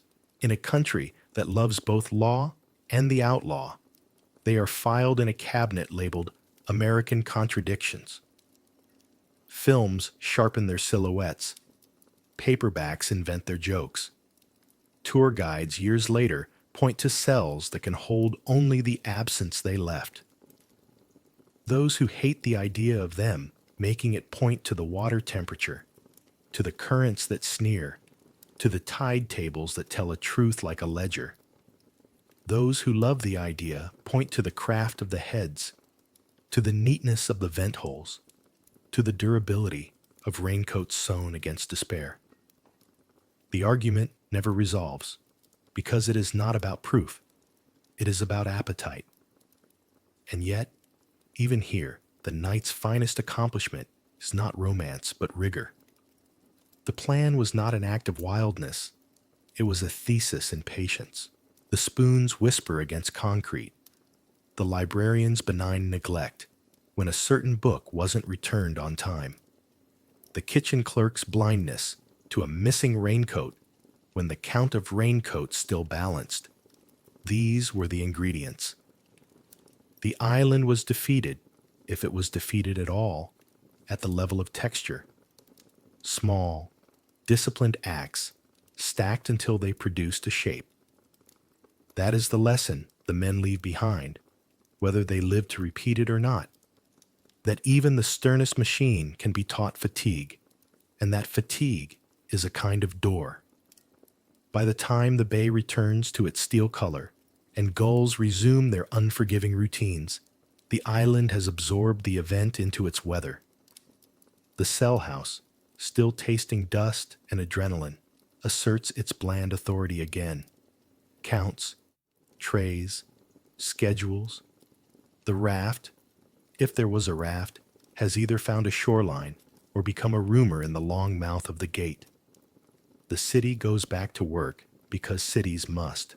But at the edge of Fisherman's Wharf, a man stares longer than he means to at the small geometry of Alcatraz and thinks not about fear, but about distance and will. The ending the file prefers is the sober one. The bay keeps what it takes. The ending the legend prefers is the generous one. 3 men step onto a night-sanded shore and begin a smaller, quieter kind of life, as if an absence could be a kind of decency.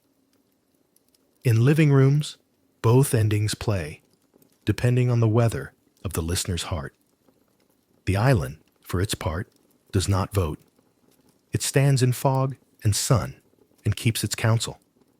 The water keeps writing its single sentence, over and over and over.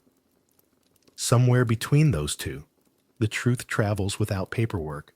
What remains, a day, a decade, 50 years later, is the shape the story left in people.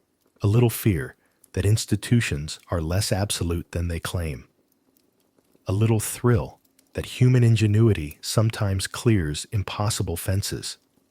A sober respect for cold water and for the discipline it takes to move against it inch by inch. Parents caution. Children dream. Writers sharpen their pencils. Guards on night shift walk their rounds with the modesty of men who know the world is not arranged for their comfort. And when the foghorn moans and the lighthouse blinks, the bay nods along, remembering the night when a spoon told a wall a very long secret, and the wall, to everyone's surprise, agreed to listen. What does a prison really hold, bodies or souls? The question has been waiting all night, tucked in the quiet, like a letter left under a door. The bars are easy to count. The routines are printed. The keys are numbered. The doors swing on math. But the measure of a soul is not a ledger entry, not a schedule pinned to a board. If a man eats, works, sleeps, and repeats inside these walls, the body is accounted for. And yet, somewhere between the click of the lock and the foghorn's long sentence, something shapeless resists. Call it conscience, or memory, or the simple animal stubbornness of hope. Whatever its name, it refuses to fit neatly into steel. The body learns the tear by heart. The soul keeps learning the horizon. Walk, now, in the gentler weather of thought. The corridors are empty. The hour is kind. Light lies in thin silvering bands along the floor, where the moon reaches through the windows and lays itself down without hurry. The bars cast rows of careful shadows that look like music, written for an instrument no one plays anymore. Far down the hall, a door stands half open, and the darkness beyond it feels less like an absence than a deep color the eye grows used to, and then welcomes. The air holds that honest chill you can taste. Salt, concrete, a hint of old polish and steam. If you pause, the island's heart still beats. Drip, drip. A pipe's patient syllables. A cable's small murmur where it meets a pole. The soft, almost human sigh of a hinge remembering its work. The bay gathers itself under the moon like a long folded sheet of metal, hammered smooth by centuries of tide. Water is the oldest routine here. It arrives, lays a hand on the rock, leaves, returns, like someone who does not want goodbye to be final. In summer, it wears a delicate skin of glitter and laughs under the gulls. In winter, it grows iron and curt, shouldering the island without conversation. And always, in every season, the water remembers. It remembers the first cannons and the last counts, remembers the voices that rose from the yard, and the softer voices that rose from letters read twice and then folded away. It does not gossip about these memories. It simply keeps them the way a tree keeps rings, private, structural, honest. If there is a soul of a place, perhaps it abides where light and echo meet. Step into a cell in this late hour and listen. The mattress holds a shape that is no one's and everyone's. The shelf waits with a humility that resembles patience. On the wall, the paint has learned to be quiet. You feel, without proof, the gravity of presence, of men who counted meals like beads and recited the names of cities as if they were prayers, of officers who walked their rounds with a steadiness that both comforted and confined, of days that knew exactly how to begin and end, and nights that did not always consent to stay still inside themselves. The soul of the place is not a ghost, not a specter to frighten or entertain. It is a field of attention, a long gaze that outlives the gazers. The moon lays a path across the bay, a road no one can walk, a promise no one can enforce. It spills into the yard and paints the concrete with mercy, softening edges that daylight delights in sharpening. Fences become lace. The tower's shadow grows longer than its authority. Far away, the city tosses and turns in its lit sleep. On this island, the lights are fewer, more deliberate. A bulb hums. A sign glows dimly. The lighthouse counts. The counting is not for men anymore. It is for time itself. Blink, pause. Blink. An old metronome in open air. What does a prison really hold? Perhaps it holds the false certainty that we can separate the body from its dreams, that a person can be reduced to weight and number without remainder. The remainder is always there, untidy, luminous. You can hear it in the way a hymn, half remembered, refuses to resolve, in the way chess players lean over bottle-cap pawns as if they could tip the world with a fingertip, in the way a man in the laundry perfects a fold that will never be famous and yet belongs to excellence just the same. The body lives obediently in space. The soul insists on meaning.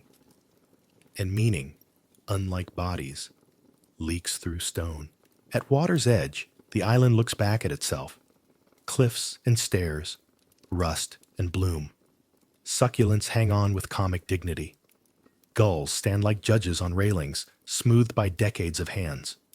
The rock is a stern face, but at this hour, even stern faces soften. The mind makes its own camera. See the long corridor emptied of noise, the mop bucket asleep, the chapel bench receiving the light like a benediction.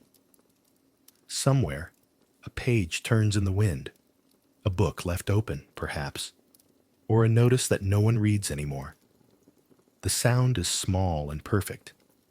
The whole edifice, for a moment, feels less like a machine and more like a human attempt, flawed, earnest, brief, to organize the unruly currents of other human lives.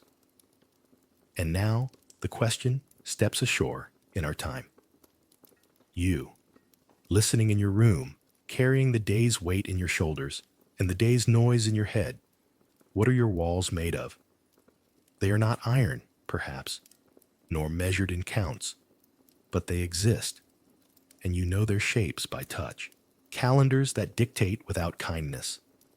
Obligations that sound like orders when spoken by your own voice. Screens that keep you connected and, in the same motion, very far away. We build modern cells out of bright, polite materials. We tighten the door with a promise to be productive, to be informed, to be perpetually reachable. We say yes to one more round, one more scroll, one more approval, and the latch finds its groove. The history of Alcatraz leans toward you with a small, clear lesson. Containment is efficient. Freedom is patient. No one escapes a prison, stone or mental, in a flourish. The spoon scratches the concrete of habit, one small, consistent arc at a time. The raincoats of intention are cut in modest shapes and stitched not for show, but for weather. The dummy head of denial, everything is fine, this is just how life is set gently back on the pillow, and you move, quietly, toward air. There is nothing romantic about the work. That is why it works. A walk, taken without headphones. A meal, eaten without rush. A conversation that refuses performance. A kindness not counted. Freedom arrives in small competence. And the bay, the great unjudging element, waits. It is cold, yes, and asks seriousness from anyone who steps into it. But it is also honest, and honesty is a mercy. When we test ourselves against its temperature, against its currents, we meet a reality that will not flatter or deceive. The water around Alcatraz is not cruel. It is indifferent, which is its own form of truth. The work of being human, it suggests, is not to demand that the world soften, but to learn one's strokes, to choose one's tides, to travel with humility. The moon will not come down to meet you. Still, it will lay its shimmering grammar across the surface for your eyes to read. Look again at the empty corridors. Imagine the feet that walked here, the small rituals that made survival into an art. Beds squared like promises, books returned with careful spines, the last grape left for someone else. If punishment is the state's language, these routines are the individual's reply. I am still a person, even now. In our age, where speed is treated as virtue and loudness as proof, such quiet replies are a rebellion. To set your own tempo, to refuse the acceleration that eats meaning, to let silence have a chair in the room, these are modern escapes. They do not scandalize the papers. They do not trouble the water, but they return you to yourself. And as for the souls that once lived here, where do they go? Not to corridors or cells, not to photographs framed with a shiver of thrill. They go, I suspect, into the broad ledger of human attempt. Every place of confinement adds its sum to that book. Here is what we tried to do with our fear. Here is what we learned about power. Here is how we changed our minds and changed our buildings, and sometimes, with luck and effort, changed our hearts. Alcatraz's entry is long and legible. It includes cruelty, kept in check by rules, and kindness sneaking past those rules. It includes errors that cost and rituals that saved. It includes a country writing itself in drafts, revising towards something a little more merciful, a little more exact. The lighthouse blinks again. The beam swings across the water and brushes the ruined edges of the industries that used to hum here. Rust is a kind of time you can touch. So is lichen. So are the handrails, worn by touch into something like kindness. If permanence is what we wanted to build, the bay has taught us a better ambition: endurance. Permanence breaks. Endurance adapts. The island endured as a fort, then as a prison, then as a protest stage. Now, as a memory we can walk through with our shoes on. Each version failed at something and succeeded at something else. Each version was anchored in water that never changed its mind about being water. What does a prison really hold? Bodies or souls? Perhaps the truest answer is neither, and both. It holds bodies, yes, for a time. Souls, however, refuse possession. They haunt, they heal, they wander, they return. They sit by the window of an old cell and look out at a stripe of moonlight and remember a song learned as a child. They stand on a modern balcony and look down at a street's silver thread of traffic and choose deliberately to do one thing slowly. They carry keys and clipboards and execute a job with dignity. They stain coffee mugs and laugh with a softness that makes the room feel larger. They are stubborn, these souls, and resourceful. They take the shapes they need to. If the island could speak without metal, I imagine it would say something simple. I am not your villain, and I am not your hero. I am a rock in a bay, used for many purposes by people in many moods. I have seen fear and courage, pettiness and grandeur, the sharpness of law, and the tenderness that smuggles its way past any law worth living with. I will stand here after you leave, and I will listen to the water that knows more than I do about return. And you, far from this shore, with your particular map of rooms and rules, carry away what serves you: a steadier breath, a slower yes, a careful eye for the places where effort pays better than drama, a healthy respect for tides, a belief, not in escape as spectacle, but in escape as craft. The art of freeing your attention from what harms it and fastening it with neat stitches to what restores. Let the moon write its soft line across your evening. Let the day you've carried settle like sand in a jar. Let your thoughts discover that a quieter current can still carry them a very long way. When the fog comes, it does not erase, only blurs, and blurring can be honest too. The corridors empty themselves of the last echoes. The lighthouse keeps its count. The bay continues its conversation with stone, polite and tireless. And somewhere, beyond sight but not beyond feeling, the city shifts in its sleep and dreams of bridges. Between the rock and the shore, between the past and the present, between the body and the part of us that refuses to be numbered, there is a stretch of water that is always crossing. Tonight, it looks like moonlight. Tomorrow, it might look like resolve. Either way, it holds. And we, for a moment, are held with it, quiet, attentive, a little more free.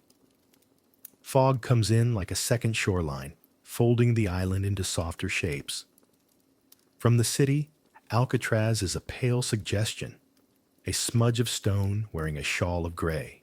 The lighthouse keeps its gentle vocabulary, blink, pause, blink, speaking to ships that already know the way, and to a sky that needs no directions. The gulls settle on railings that remember every hand, and the wind moves along the tiers as if turning pages it has read before. Nothing hurries. The bay smooths the day with small, patient hands. On the dock, water scuffs the pilings and forgets them, then remembers, then forgets again.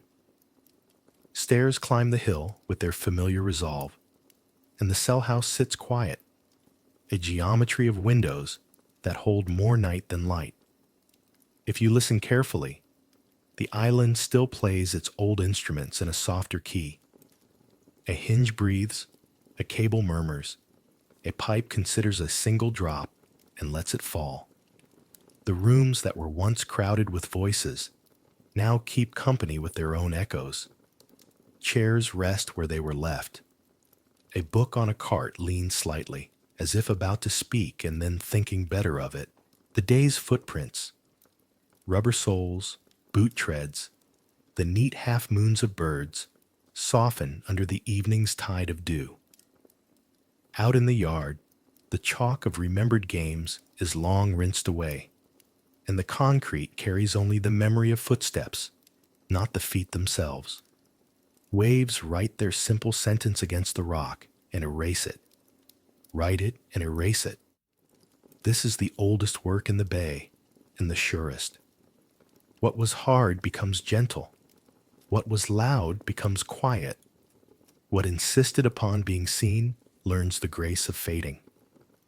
Across the water, windows bloom and go dark, bloom and go dark, the city breathing in its sleep. A horn drags its baritone along the horizon.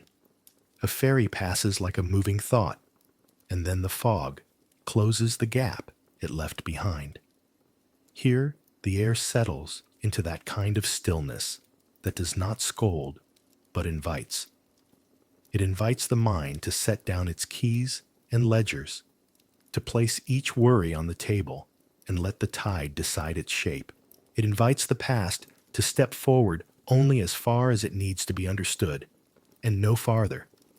The island, relieved of duty, becomes simply what it is: rock and brush, beams and bolts, rust and paint, a high place for weather to test itself. It remembers, of course. It remembers more than any one person could bear. But its memory is not an argument now. It is a museum of feeling, a square of light on a cell floor, the hush after count, the invisible bridge between the yard and the glittering city. These are the pieces time chooses to keep. The rest it releases into the fog, where lines blur and edges forgive themselves. From this distance, even legend grows modest. Names that once strutted through headlines take their places on plaques and in paragraphs. The staged drama of escape becomes a smaller, truer story about patience and tide. The island wears its notoriety lightly, the way age wears a face, not erasing what happened, but folding it into expression. You can still sense the sternness that brought the world here. You can also feel the gentler weather that now rules, the careful footsteps of visitors, the low voices of rangers, the respectful silence between two strangers looking out at the same silver water. In a while, the fog will lift and the stone will resume its crisp outline. In a while longer, the fog will return. This is the cadence now, and it suits the place. The lighthouse will continue its count. The bay will continue its work. The island will keep its watch, not over prisoners, but over memory, guarding the lessons that endure when certainty does not, tending the stories that warms the hands when law feels cold. And when the night leans close, the rock will offer the same honest view it always has, distance measured in water, time measured in light. So we step back, quietly, without ceremony. We leave the island to the fog and the waves, to the hum of its old machines and the grace of its new purpose. We let the city pull us home across the darkening bay, the wake folding shut behind us as if we were never there. And if, for a moment, we hear a corridor settle, or a gull remark, or the faintest scrape of a key that no longer turns, we accept the sound as part of the weather and keep our hands open to the night. And so, Alcatraz remains, not as a fortress of stone, but as a whisper of history drifting softly across the bay.